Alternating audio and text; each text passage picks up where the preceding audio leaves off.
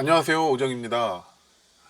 이번 시간에는 데이터베이스에 대한 이해에 대해서 말씀드려 볼까 합니다. 보통 산업계에서는 데이터베이스에 대한 활용이나 이런 것들이 빈번하게 이루어지고 있지만, 연구기관이나 이런 데서는 데이터를 공유한다는 자체에 어떤 큰 이점이나 의미를 잘 두지 않는 것 같습니다. 예. 그래서 이 부분에 대한 잘 써보지 못하신 분들은 또 데이터베이스에 대해서 실체를 잘 이해하지를 못하기 때문에 도움이 될까 해서 설명을 해볼까 해요. 데이터베이스는 구조화된 정보 또는 데이터의 조직화된 모음이라고 이렇게 간략히 제가 써놨는데 말씀을 드려보겠습니다. 데이터베이스가 필요한 이유는 어떤 데이터를 공유하기 위함입니다. 만약에 개별적으로 데이터를 다 나눠서 가지고 있으면 어떠한 문제들이 발생하냐 하면, 데이터가 필요할 때마다 서로 연락을 해서 데이터를 주고 받아야 되고, 그러다 보면은 이제 같은 데이터인데도 버전이 다 달라지게 되죠. 이 사람이 수정한 거, 이 사람이 수정한 거, 다 그렇게 이제 어떤 데이터 버전 관리가 안 되는 그런 문제가 있고, 또 중복으로 또 자원이 소요가 되죠. 저장소라든지 이런 것들의 문제가 있고요. 또 데이터의 표준화 문제, 비일관성 이런 문제들이 있습니다. 그래서 같은 조직에서도 그 담당자가 만약에 출장을 갔다 오거나 휴가를 갔다 그러면 이 사람이 없으면 그 데이터를 쓰지는 못하는 문제가 생겨요. 경험이 있으실 것 같아요, 다들. 그런 문제가 이제 우리 연구 조직 같은 데서는 그렇게 크게 문제가 되지는 않는 것 같아요. 근데 산업계에서나 다른 쪽에서는 데이터 중심으로 일을 하는 쪽에서는 굉장히 큰 문제죠. 그래서 이런 문제를 해소하고 중앙에 최신 버전 데이터를 공유를 하자. 그리고 그럼으로써 어느 한 사람이 빠지더라도 그 공유해야 될 데이터는 언제든지 실시간으로 내가 필요할 때 내려받아서 다시 내 버전으로 작업을 할 수도 있고, 하지만 공동의 어떤 그 최종 버전은 중앙에서 관리를 하게 되는 거죠. 그럼으로써 얻는 이점이 이제 많은 겁니다. 그리고 이 데이터베이스 내에서는 데이터들이 어떻게 존재하냐? 물론 물리적으로는 파일로 존재합니다. 파일로 존재하지만 그것들이 데이터베이스 구조체라는 어떤 형식으로 관리가 돼요. 그래서 개별들 가지고 있는 파일들은 각자의 파일 포맷이지만 그냥 플랫 파일일 수도 있고 엑셀 파일일 수도 있고 그렇죠. 근데 그것들을 이제 표준화 처리를 해서 중앙 DB에 구축을 하게 됩니다. 그렇게 되면 이 구축된 데이터는 파일 형태로 바로 제공되진 않아요. DB에 구축된 데이터를 보려면 SQL을 통해야 됩니다. 보통 SQL이라고 부르기도 하고 SQL, 그래서 구조적인 질의 언어라는 일종의 언어입니다. 사람이 인식하기 좋은 그런 언어를 통해서 이제 DBMS에 구축된 데이터를 읽고 쓰고 할 수가 있습니다. 그래서 데이터베이스의 특징 및 기능을 보면 물리적, 논리적 데이터를 구현했다. 구축을 지원한다. 그래서 어떤 어플리케이션, 옛날에는 어플리케이션 그러면 파일 인터페이스가 많았죠. 그래서 파일을 끌고 다니면서 그 위에서 어플리케이션이 수행되는 거였는데 이제는 그게 이제 분리가 되는 거죠. 그래서 데이터는 데이터베이스에 구축돼서 관리가 되고 웹 어플리케이션이나 다른 응용 프로그램들은 또 이 데이터를 백엔드로 해서 데이터를 가져가서 이제 표출하고 하는 것들을 개발하게 됩니다. 그다음 중복을 최소화해서 자료의 불일치성을 피할 수 있다. 무결성의 얘기죠. 이런 부분도 굉장히 이점이고요. 또 데이터를 실시간으로 공유할 수 있다는 거, 아까 말씀드린 대로 담당자가 없어도 언제든지 그 데이터를 내가 활용할 수 있다는 거. 정보를 표준화해서 저장 관리, 그래서 표준화의 어떤 기능을 수행할 수가 있고요. 또 보완을 할 수가 있습니다. DBMS 네트워킹 자체에서 네트워크 레벨의 보완, 또 DB에서의 프리빌리지 관리나 이런 것들을 통해서 보안을 2중, 3중으로 할 수가 있습니다. 데이터 저장 공간 절약. 공용 데이터는 중앙에 놓고 누구든지 언제든지 쓸 수 있게 하면 당연히 개별적인 어떤 자원들은 절약이 되겠죠. 이래서 데이터베이스가 필요합니다. 그래서 SQL은 이제 구조적인 질의 언어인데 DBMS가 관리하고 있는 데이터베이스를 조작하기 위한 전용 표준 언어이다. 인간 중심적 스크립트 언어고요. 이거는 베스트 프로그래밍 랭귀지 툴런 배우기에 아주 인기 좋은 그 언어들을 조사한 건데 불과 뭐 1년 전 데이터네요. 근데 여기 SQL이 이렇게 돼 있어요. 그러니까 아직도 많은 곳에서 DBMS를 잘 활용하고 있다는 얘기겠죠. 그래서 SQL은 크게 이렇게 DDL, 데이터를 데피니션 할 수 있는 DDL과 DML, 매니플레이션, 데이터를 조작할 수 있는 DML 언어가 있고요. DCL, 데이터 컨트롤 랭귀지, 뭐 유저를 만든다든지, 유저에 대해서 변경을 가한다든지, 유저를 없앤다든지, 또 권한을 부여하고 다시 회수하고 하는 거, 롤을 부여하는 이런 것들을 합니다. 그다음 TCL은 트랜잭션 컨트롤 랭귀지인데 뭐 커밋, 롤백 해라, 다시 복구해라, 뭐 세이브 포인트 어느 그 시점을 저장해라, 뭐 이런 것들이 있는데 이제 트랜잭션 컨트롤 같은 경우에는 사실은 뭐 그렇게 많이 실무에서 쓰이지는 않는 것 같아요. 왜냐하면 트랜잭션은 뭔가 한번 동작이 일어나면 연쇄적으로 쫙 그 작동이 돼서 한번 끝나는 그 잡을 트랜잭션이라고 하는데 그런 경우는 뭐 이공계 쪽이나 이런 데서는 그렇게 많지는 않습니다. 제일 티피컬하게 많은 곳이 이제 은행이죠. 은행에서 뭐 인출기에서 돈을 뽑았을 때 그 뽑은 그 정보만 저장하는 거 아니죠. 뽑게 되면은 그 잔고를 계산해서 잔고 테이블을 또 업데이트가 자동으로 돼야 되고 뭐 연쇄적으로 뭐 이자랄지 뭐 하여튼 관련된 데이터들을 한 번의 동작에 의해서 여러 번 작업을 거쳐야 되죠. 그런 게 이제 트랜잭션입니다.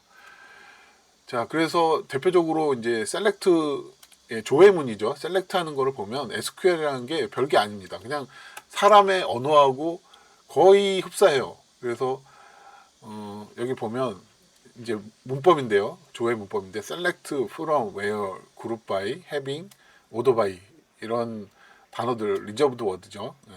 이미 예약되어 있는 이런 문법들을 통해서 데이터를 가져오게 됩니다. select 이거는 이제 컬럼명이 되겠죠. ADDR 컬럼. 그다음에 멤 넘버, 이건 멤버 넘버라는 뜻이고요. 멤버 넘버에 카운트를 해라. 근데 그냥 카운트 하지 말고 그거를 별명을 줘라. 이렇게 CNT로. 이런 것들이 다 되는 거예요. 그리고 어디로부터 가져오냐면 멤버라는 테이블에서 가져와라. 그리고 where. 근데 그러면 뭐 조건을 주고 싶은 거죠. 조건을 주고 싶으면 이제 성별은 메일로 해서 또 그룹 바이도 있습니다. 그룹 바이도. 뭐 ADDR을 단계로 뭐 종로구면 종로구, 뭐 용산구면 용산구 이런 식으로 한정을 짓는 거죠. 그룹핑을 하는 겁니다.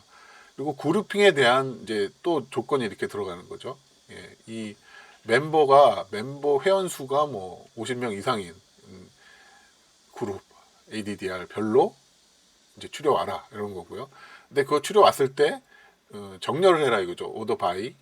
그래서 지금 제가 말한 것이 사람이 그냥 이해하는 그런 말하는 거하고 똑같은 방식인 거예요. 그래서 전혀 어렵지가 않은 언어입니다. 그리고 이 SQL은 문자 연산, 산술 연산, 논리 연산, 프로그래밍까지 가능합니다. 데이터베이스 스키마라는 얘기를 이제 들어보셨을 텐데, 데이터베이스 스키마는 관계형 데이터베이스 내에서 데이터가 구성되는 방식을 정의하는 구조이자 체계입니다. 다분히 좀 추상적인 거죠. 이 스키마에는 테이블 이름, 필드, 데이터 형식, 그리고 엔티티 간의 관계와 같은 논리적 제약 조건이 다 포함됩니다. 스키마는 데이터베이스 아키텍처를 시각적으로 표현하고 조직의 데이터 관리 분야의 기초가 됩니다. 이건 무슨 얘기냐면 뭐 말이 이해가 안 가시면 이쪽 왼쪽 그림을 보시면 이거는 데이터 비버라는 어플리케이션에서 이제 데이터베이스에 접속을 한 상태고요. 그 데이터베이스에 있는 체계를 이렇게 보여줍니다. 보면 데이터베이스 밑에 이제 여러 데이터베이스가 있을 수 있죠. 여기에서는 포스트그레스 데이터베이스에 아래 이제 스키마 그룹이 있고, 스키마에는 또 이제 스키마 내부의 그룹이 있는 거예요. 그래서 스키마 아래 보면 퍼블릭 스키마가 있고, 이 아래 제가 뭐 ABC 스키마 이렇게 만들 수 있겠죠. 예. 그러면 이 스키마 안에는 테이블도 있고, 이제 뷰도 있고, 이런 인덱스도 있고, 펑션도 있고, 시퀀스도 있고, 뭐 이런 것들이 있는 겁니다. 예. 그래서 이런 구조를 정의하는, 데이터베이스 구조를 정의하는 체계다라는 게 스키마다 라는 걸로 이해를 하시면 되겠고요. 스키마는 이제 이렇게 ERD를 가지고 설계를 해서 얘를 실제로 데이터베이스에 크리에이션을 하게 됩니다. 그래서 데이터베이스 스키마 설계 프로세스를 데이터의 모델링이라고도 합니다. 예. 데이터베이스 구축 활용 전략은 이제 제가 생각하는, 제가 경험했던 거에 비춰서 보면 뭐 전형적인 얘기인데요. 공용성 데이터는 중앙 데이터베이스 서버에 적재하여 운영하고, 데이터베이스 관리자, 데이터베이스 어드미니스트레이터의 약자입니다. DBA. 관리자를 두어 실시간 관리. DBA는 데이터 갱신 업무가 필요치 않은 사용자는 분리해서 읽기 전용 유저 아이디를 생성하여 제공하거나, 특정 객체, 어떤 테이블이 되겠죠. 여기 오타 났네요. 접속 및 사용 권한을 적절히 조정하는 것이 바람직하다. 예, 이건 무슨 얘기냐면요. 데이터베이스를 일단 구축을 해놓고, 여기에서 최신 버전 관리를 하려면 사실 아무나 수정을 할 수 있게, 갱신을 할 수 있게 하면 안 되겠죠. 그래서 그러한 일들은 철저하게 DBA가 관리를 해야 됩니다. 예, 도맡아서 한다거나, 아니면 그 권한을 있는 사람을 지정해서 권한을 분리를 한다거나, 이런 일들을 해줘야 돼요. 그리고 대부분의 그냥 활용만 해도 되는 유저들에게는 아예 DB단에서 리드온리 유저를 만들어서 리드온리 유저로 접속하게 하는 겁니다. 그러면 이 사람들은 마음껏 데이터를 쓰고 데이터를 갱신할 수가 없습니다. 근본적으로. 그래서 안전한 체계가 되는 거죠. 이렇게 구축하는 것이, 또 이렇게 활용하는 것이 가장 바람직한 그런 방법이 되겠고요. 이 DBMS에서 보통 우리 데스크탑이나 랩탑에서 접근할 때는, 원격에서 접근할 때는 JDBC나 ODBC, 또 이 DB의 네이티브 커넥션, DB 서버 클라이언트 방식의 통신 포트, 통신하는 그런 규약이 있습니다. 그 두 가지 방식으로 접근할 수가 있습니다. 네, 전통적인 RDBMS는 여전히 많이 쓰이고 있고요. 그리고 이제 빅데이터 등장과 더불어서 NoSQL이 또 많이 쓰이고 있습니다. 여기 보시면은 유명한 오라클, 또 MySQL, 사이베이스, 초기에 인포믹스, DB2라는 게 있었는데 DB2가 가장 아마 최초일 겁니다. DB2가 아마 오라클로 이렇게 발전을 한 걸로 제가 알고 있고요. 그다음에 요즘 가장 각광받는 거는 이제 포스트그리스QL이죠. ORDBMS라고 객체 관계형 RDBMS입니다. 이런 것들이 있고요. 데이터베이스에서 데이터를 추출, 조작, 정의, 제어 등을 할 수 있게 해주는 데이터베이스 전용 관리 프로그램이 데이터베이스 매니지먼트 시스템의 약자를 따서 DBMS라고 그러고요. 그리고 이제 거의 R이 붙죠. 릴레이셔널이 붙습니다. 대부분의 데이터베이스가. 그래서 SQL 데이터베이스는 이런 식으로 되어 있습니다. 릴레이셔널한 어떤 키를 두고 상호 테이블 간에 연결을 할 수 있는, 그래서 데이터를 입체적으로 집계를 하거나 분석을 하거나 할 수 있도록 되어 있는 거고요. 근데 이제 너무 데이터가 커지다 보니까, 그리고 이쪽에서는 일단 정형 데이터를 다룹니다. 당연히. 근데 정형 데이터가 아닌 데이터가, 빅데이터가 많죠. 그래서 그거에 대안으로 이제 NoSQL이라는 기술이 등장을 했고, 여기서는 컬럼 형식, 그래프 형식, 키 밸류 방식, 도큐먼트 방식의 어떤 기술 체계를 갖고 있습니다. 그래서 비정형 데이터나 대규모 데이터를 처리하는 데 적합하고요. 문서, 키값, 그래프, 컬럼 기반 데이터베이스 등이 포함이 됩니다. 대표적으로 몽고DB, 카산드라, 레디스 등이 있습니다. 두 가지를 아주 잘 정리해 놓은 표고요. RDBMS하고 NoSQL하고 가장 큰 이제 차이는, 데이터 모델이 테이블에 기반한 관계형이라는 것과 NoSQL은 비관계형입니다. 네, 지금 방금 설명드렸던. 그다음에 스키마도 이제 고정 스키마고요. 사전에 정의된 대로 움직여야 됩니다. 이쪽은 약간 유연한 스키마고요. 동적 구조고, 확장성은 수직적 확장. 이거는 빅데이터 때 말씀드린 것처럼 그러니까 스케일 업의 그런 개념이고요.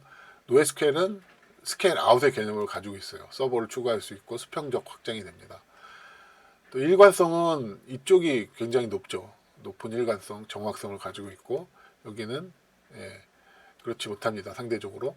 또 적용 사례에서는 전통적인 트랜잭션 시스템, 은행, 그다음에 기업에서 쓰는 그런 프로그램들, 은행 ERP 등이고요. 이쪽은 빅데이터, 실시간 웹 어플리케이션 되게 이제 잘 적용을 하고 있고요. 지리 언어는 SQL. 이쪽은 NoSQL이 Not Only SQL의 약자거든요. 그래서 SQL뿐만이 아니라 좀 다른 방식의 제이슨 기반 쿼리 등이 쓰이고 있습니다. 또 성능 면에서도 복잡한 쿼리에 최적화되어 있고요. 이쪽에서는 복잡하면 안 되겠죠. 빅데이터를 다루기도 힘든데 복잡하기까지 하면은 뭐 안 되겠죠. 그래서 대량의 데이터 읽기 쓰기 작업에 최적화가 되어 있는 기술입니다. 데이터 무결성 당연히 RDBMS 쪽이 높고요. 데이터 중복 이쪽에서는 신경 쓰지 않죠. 그렇게 큰 문제도 아니고요.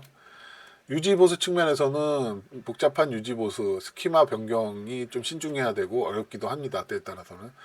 여기는 뭐 상대적으로 그런 불편함은 덜합니다. 그 다음에 또 스토리지, 리파지토리, 아카이브 뭐 이런 용어들이 되게 막 혼재돼서 쓰이고 있는데 좀 설명을 들어보면 뭐 사실은 막 그 엄격하게 구분짓기는 좀 애매한 부분도 있습니다. 근데 일단 구분되는 거는 스토리지. 스토리지는 그냥 그 물리적인 데이터 저장 목적의 포괄적 의미의 저장 공간이에요. 이거는 뭐 헷갈릴 일이 없을 것 같아요. 그리고 스토리지는 설치 위치에 따라서 내 컴퓨터에 설치된 거면 핫스토리지라고 하고요. 또 원격 네트워크상에 존재하면 뭐 웜 스토리지라고 하고, 아주 멀리 클라우드 같은 서비스에 있는 스토리지는 이제 콜드 스토리지라고 이렇게 하기도 합니다. 자, 그러면 아카이브와 리파지토리의 좀 식별, 구별은 뭐냐 했을 때는, 아카이브는 보통 백업하고 많이 이렇게 쓰이고 있죠. 실제 뭐 하는 개념이나 실제로 하는 어떤 프로세스는 백업하고 동일해요. 근데 백업과 아카이브의 차이는 뭐냐면, 백업은 어떤 그 데이터 손상이나 어떤 사고가 났을 때 대처하기 위한 그런 목적이 큽니다. 그래서 중단기적인 그런 필요에 의해서 백업을 하게 되고요. 아카이브는 중장기적인, 아주 오래도록 보관해야 될 그런 데이터를 얘기를 합니다. 그래서 아카이브는 일반적으로 도서관, 또 기록 보관 시스템의 맥락에서 사용되는 역사적 중요성을 띠는 특성이 있다라고 했고요. 그러니까 그냥 뭐 사고 때문에 다시 복구해야 되는데 대처하기 위해서 하는 게 아니라, 그 외에 좀 더 뭐 시계열적인 거나 아니면 여기서 얘기했듯이 뭐 역사적인 어떤 의미가 있거나 이런 것들은 오랜도록 보관을 해야 되기 때문에 그런 것을 보관하는 거를 이제 아카이브라고 하고요. 리파지토리도 저장소라는 의미인데, 리파지토리는 스토리지하고는 의미가 틀립니다. 리파지토리의 대표적인 예는 이제 기터브를 들 수 있겠고요. 그러니까 디지털 저장소 또는 물리적 저장 시설을 포함한 광범위한 맥락에서 사용될 수 있는데, 데이터 중심 허브, 컬렉션 소프트웨어 개발 관련한 콘텐츠, 그냥 데이터만 턱 그냥 올려놓는 게 아니라, 그게 어떤 뭐 소프트웨어의 어떤 기술 문서라든지 아니면 소스 파일 문서라든지 이런 것들을 이제 저장해 놓고 쓸 수 있는 그런 개념이 리파지토리예요. 그래서 특정 목적을 띠는 저장소. 특정 목적이 없으면 그냥 스토리지인 거죠. 그렇게 일단 이해를 하시면 될 것 같습니다. 요즘 분들은 뭐 잘 주위에서는 보시기 힘들 거예요. 이거는 근데 큰 기업에서나 이런 데서는 아직도 많이 쓰이고 있고요. 이 백업 테이프 스토리지 이렇게 생겼고요. 아직도 많이 팔고 있더라고요. 미디어도 많이 팔고 기계도 많이 팔고 있습니다. 그래서 백업 테이프 드라이브는 데이터를 장기간 안전하게 보관하는 데 사용되는 장치고요.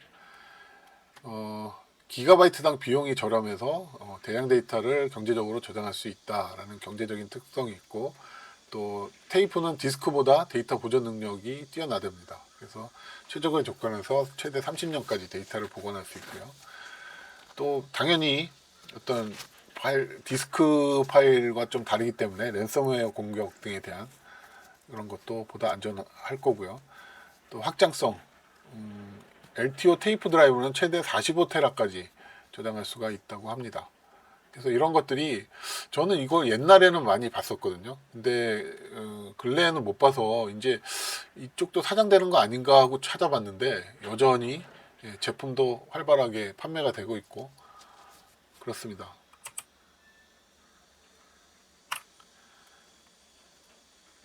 통합형 데이터베이스, 비공간과 공간 자료를 함께 구축할 수 있는 그런 방식이 되겠고요. 공간 데이터를 동쪽으로 연계할 경우 쉽게 확장할 수 있으며 데이터베이스 구조체로도 통합이 가능하다. 라는 게 아크GIS 쪽에서는 지오 데이터베이스라는 구조가 있었죠. 그리고 여기는 저는 그냥 스파셜 데이터베이스라고 했는데, 오라클에서도 이제 그런 미들웨어 카트리지가 있었고요. 스페셜 카트리지가 있었고, 이거 무슨 얘기냐면 데이터베이스는 보통 텍스트 파일 기반입니다. 그래서 테이블을 설계해서 이렇게 구축을 하게 되고 SQL로 사용을 하게 되죠. 근데 이제 공간 자료, 이런 기본도나 주제도, 분석도 이런 것들을 같이 공용으로 넣고 쓰면 너무 좋겠죠. 이것도 다 일일이 쓸 때마다 누구야 파일 줘라 이거 주고받고 하는 그런 자원 낭비가 심하죠. 그래서 어떤 공통적인 것들, 공간 자료들은 역시 RDBMS에 저장해 놓고 그 담당자가 없어도 언제든지 쓸 수 있으면 너무 좋겠죠. 근데 그게 이제 텍스트 형태가 아니라 그대로 이 형태, 공간 자료 그대로 쓸 수 있으면 너무 좋겠죠. 바로 그런 것들이 가능합니다. 그리고 그렇게 하기에 좋은 아주 오픈소스 DBMS로서 포스트그리 SQL, 이게 굉장히 좋습니다. 저도 쓰고 있고요. 그래서 정보 관리, 평가, 분석을 위한 시스템 구축 방안은 그냥 티피컬하죠. 이런 경우입니다. 일단 나스 같은 대용량 파일 저장소가 있고, 여기서 자료 여기다 모아놓고 필요한 사람 또 이 소스 레벨에서 원본 자료를 또 활용할 수 있고, 근데 여기에 있는 자료를 이제 가공해서 DB를 만들고 그 DB 서버를 운영하게 되죠. DB 서버에서는 전에 말씀드린 것처럼 어떤 GIS 자료라든지 공간 자료까지 함께 일괄 관리할 수 있는 이런 체제를 만들고요. DB를 백엔드로 이제 어떤 웹 어플리케이션 서버를 운영할 수 있고, 그래서 표출 시스템 이런 것들의 백엔드로서 역할도 하고, 또 바로 R이나 파이썬에서 이 DB에 접근을 할 수가 있죠. 바로 네트워크를 타고. 그래서 그렇게 활용하면 그냥 가장 티피컬한 어떤 시스템 구축 기본 방안이라고 할 수 있겠습니다.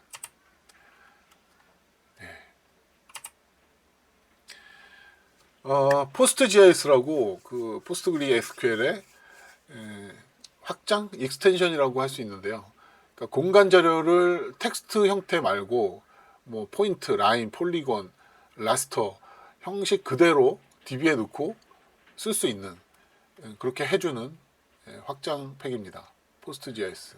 포스트GIS를 쓰게 되면은 이제 내 로컬에서 깔고 쓰게 되면 로컬에 이제 DB도 설치하고 QGIS나 이런 거 설치하면 바로 내 로컬에서 데이터를 넣고 땡겨 쓸 수가 있고요. 또 각자가 원격에 있는 사용자가 다 서버를 역할을 할 수가 있습니다. 서로 서버 역할을 할 수가 있어요. 어느 장비든지. 근데 이제 그렇게 하려면 어떤 대상 장비, 서버 장비의 포트를 개방하고 이 pg_hba.conf 파일을 이제 설정을 해야 되거든요. 그런 부분은 나중에 필요하면 또 설명을 드리겠습니다. 그래서 원격지에 이 사람은 부산에 있고 이 사람은 뭐 대구에 있고 이 사람은 광주에 있다고 한번 상상을 해보면, 예, 저는 뭐 또 제 4의 위치에 있다고 생각을 해보면, 외국에 있다고 해보죠. 그래도 다 접속을 할 수 있다는 거예요. 이 사람이 구축한 DB에, 공간 DB에 접속을 할 수가 있고, 이 사람이 구축해 놓은 서버에 내가 접속을 할 수도 있고, 이 사람은 또 내 장비에 접속을 할 수도 있습니다. 물론 뭐 파라미터나 이런 것들은 알려줘야 되는 전제가 있는 거고요. 네, 그래서 뭐 이제 네트워크의 시대이기 때문에, 인터넷의 시대이기 때문에 내가 로컬에서 서버를 운영하던, 아니면 리모트에 운영되고 있는 서버에서 데이터를 땡겨오던, 이런 것들이 언제든지 가능하다는 얘기죠. 그리고 RDBMS를 쓰는 장점을 가질 수 있다는 얘기입니다. 실무 사례를 한번 보면, 예, 이 연한 경계죠. 연한 어떤 영역인데, 이거를 데이터베이스에 입력을 했어요. 그리고 이렇게 선택을 하면, 예, 바로 이렇게 지도 위에서 떠버립니다. 그래서 텍스트 형태로 가지고 있는 것뿐만이 아니라 어떤 공간 자료 형태로도 바로 활용할 수 있게 그렇게 될 수가 있다는 거죠. 이거는 뒷부분에 잠깐 시연을 보여드릴게요. 자, DBMS의 발전 과정입니다. 이거를 보통은 그 프리젠테이션 제일 처음에 하는데, 제일 처음에 이걸 얘기를 하면 듣는 분들이 이제, 예, 듣기도 전에 질릴 것 같아서 맨 뒤로 지금 옮긴 거거든요. 그래서 처음에는 개별 파일을 가지고 이제 했었어요. 그래서 60년대부터 70년대 개별 파일 처리. 그래서 1979년도에 DB2라는 게, 여기 DB2 나오네요.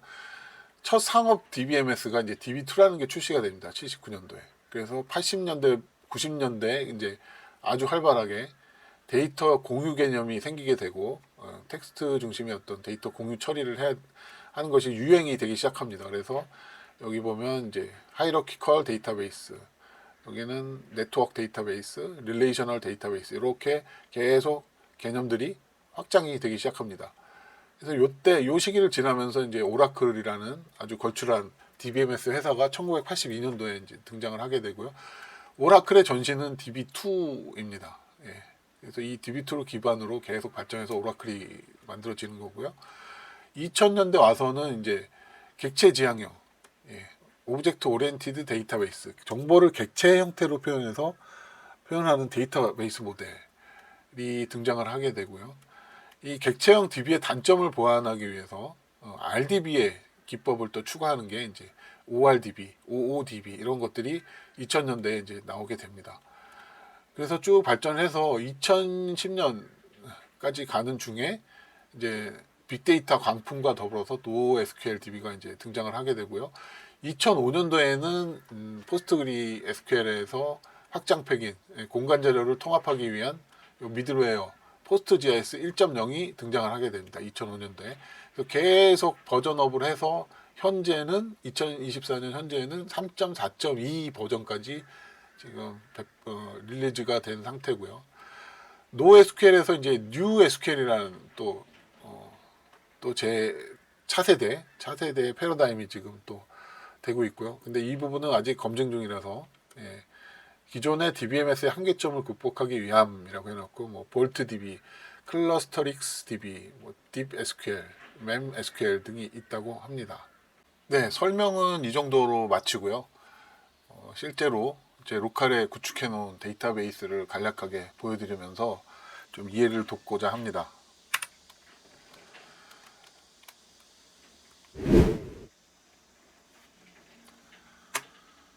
네, 초기에는 이렇게 돼 있고요. 이제 새로운 내 로컬이거나 레지스터 서버를 하게 됩니다. 여기서 제 로컬에 있는 거면 뭐 그냥 로컬 호스트, 이렇게 여기는 이제 별명이고요. 이름이 되고, 커넥션에서, 예, 로컬 호스트를 쓰게 되면 제 장비에 설치된 포스트그레스QL 서버를 접속하는 거고요. 만약에 그 DB가 원격에 있다, 그러면 뭐 이렇게 원격 주소를 써주시면 돼요. 예, IP를 써주면 되고요. 그 대신에 원격 DB에서는 제가 원격에서 하기 위해서는 아까 설명에서 말씀드렸다시피 서버를, 예, 접속을 허가하는 그런 세팅들을 해줘야 돼요. 예, 그것도 뭐 다 제가 정리해놓은 문서들이 있는데, 필요하시면 나중에 또 요청이 있으면은 그런 설명을 만들어 보겠습니다. 이렇게 해서 서버를 등록하게 되고요. 저는 기존에 해놓은 게 있어서, 그러니까 예, 이렇게 보면 이제 패스워드를 물어보고요.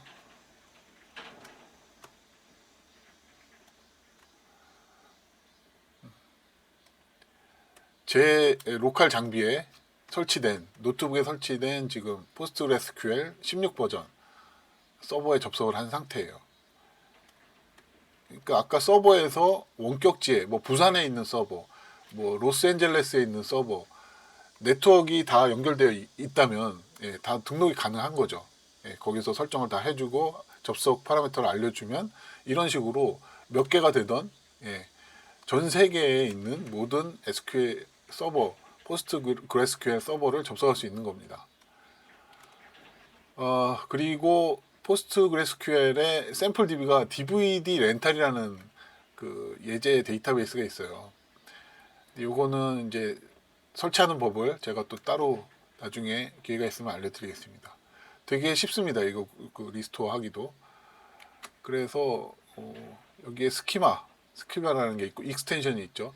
자, 익스텐션이라는 거는 확장 기능입니다. 확장 기능에 이제 PL, PGSQL 이렇게 있는데 요거는 공간 DB용 샘플 데이터베이스거든요. 설치할 때 선택을 할 수가 있습니다. 여기에서 익스텐션을 보면 어마어마하게 많죠. 이런 것들이 다 그 공간 객체를 인식하고 그것들을 활용하기 위한 익스텐션들이에요. 이런 것들이 활성화를 해줘야지 여기에 공간 데이터를 올릴 수가 있는 겁니다.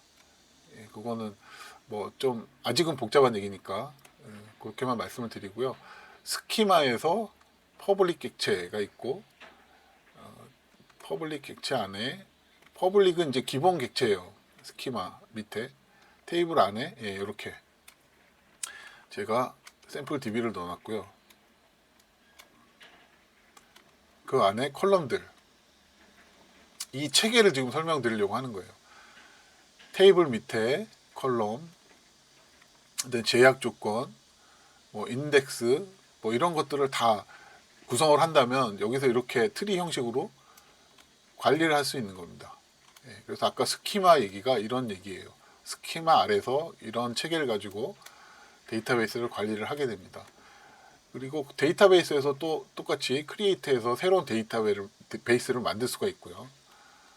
예, 이렇게 해서 원격지에 있는 또는 제 로컬에 있는 서버에 접속을 해서 이쪽은 이제 모니터링입니다. 쿼리를 수행하게 되면 이제 예, 수행에 대한 모니터링을 하게 되는 거고요. 이게 기본 관리 툴이고요. 그다음에 유명한 데이터 비버가 있습니다.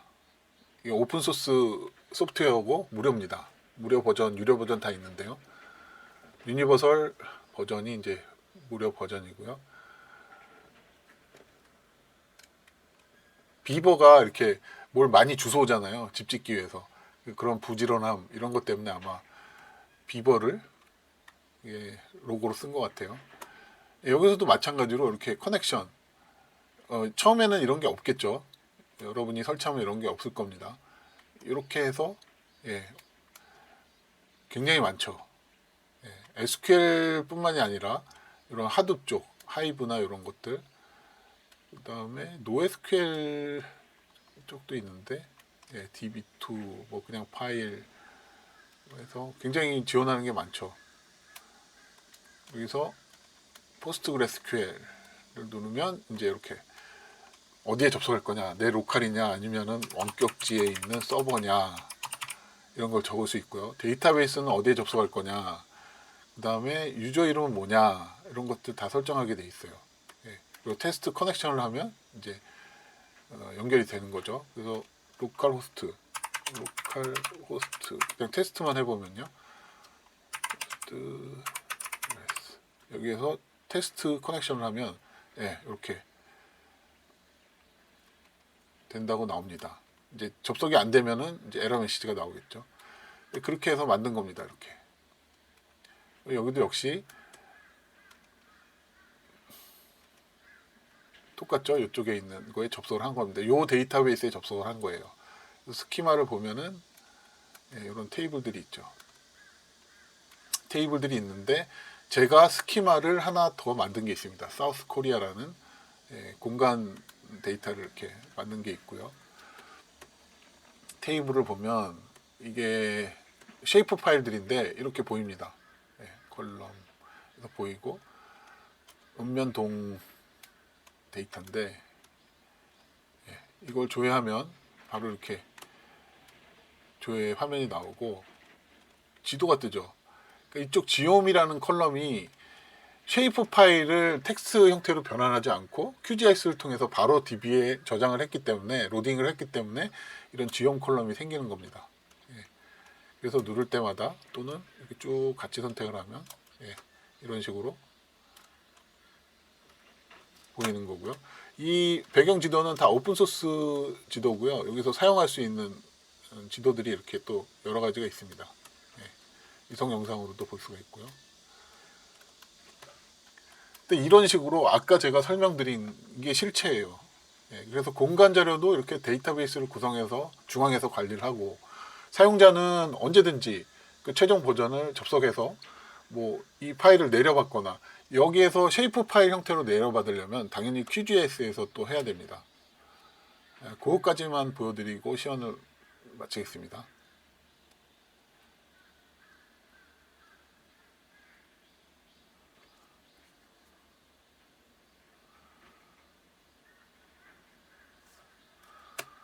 여기 보시면 이쪽에 지오 패키지, 뭐 스페셜 라이트, 포스트그레스QL 이렇게 나오죠. 여기 보면 제가 연결을 해 놓은 겁니다. 새 연결. 여기서도 처음에는 이런 게 여러분은 없겠죠. 여기에서 다 파라미터를 써주고 여기서도 연결 테스트를 합니다. 사용자 이름 넣고 패스워드 넣고 연결 테스트하면 맞으면 이제 연결이 됐다고 메시지를 주고요. 그렇게 연결한 겁니다. 다시 유저 아이디와 패스워드를 넣으라고 합니다.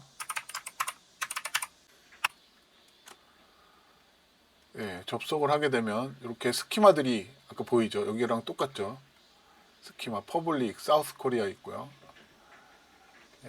여기도 퍼블릭 사우스 코리아 있습니다. 읍면동을 바로 그냥 레이어에 띄우면 이렇게 되는 거죠. 그리고 지도를 오픈 스트리트 맵을 띄우면 이렇게 바로 네트워크상에 뭐 원격 DB에 있는 공간 자료를 QGIS를 이용해서 접속하고 거기에 구축되어 있는 레이어를 바로 이렇게 끌어올 수가 있어요. 그리고 뭐 내 로컬에 다시 내 로컬 버전으로 파일 형태로 또 저장하면 되겠죠. 그러니까 이런 식으로 활용을 할 수가 있습니다.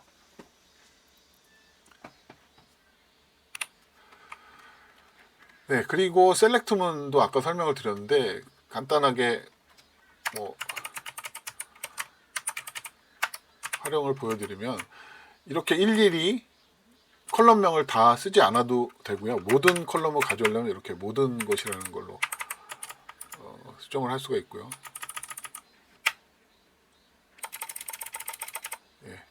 모든 컬럼을 가져와라. 여기에서 요거는 스키마 이름이 있을 때는 스키마 이름을 써줘야 되고요. 근데 뭐 조건을 걸어 보겠습니다. 왜요? 여기서 제가 읍면동 코드는 는이 아니고 like 확정값이 아닐 때는 like라는 연산자가 있습니다. 2620 부산 영도구가 2620 어쩌고저쩌고일 거예요. 이렇게 하고 얘를 실행을 하면 부산 영도구에 있는 읍면동만 이렇게 나오는 겁니다. 그리고 아까 뭐 오더 바이니 뭐 그룹 바이니 하는 것들은 이제 뭐 더 적절한 예제가 있으면 좋겠는데 일단 가볍게 이렇게 시퀄문이 어렵지 않다. 그걸 보여드리려고 간단히 해봤어요. 오늘은 여기까지 해서 마치겠습니다. 감사합니다.